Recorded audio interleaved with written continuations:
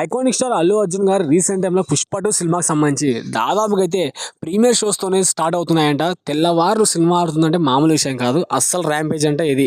ఒక బాహుబలి 2 సినిమాకి అయితే చూసాం కానీ తెల్లవారులు ఎక్కడ ఆడలేదు. సో ఫస్ట్ టైం అయితే తెలుగు రాష్ట్రాల్లో కళ సంతరించుకుంటుంది థియేటర్లలో.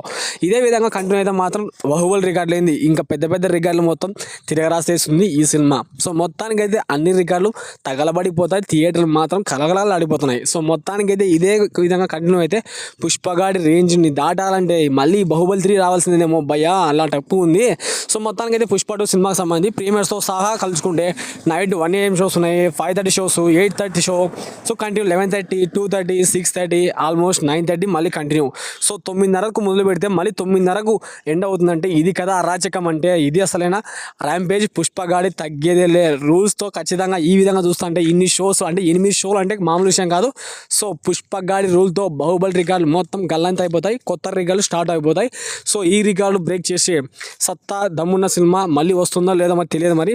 సో మొత్తానికైతే బాహుబలి 2 రికార్డుని బ్రేక్ చేస్తుందో లేదో కామెంట్ బాక్స్లో కామెంట్ చేయండి.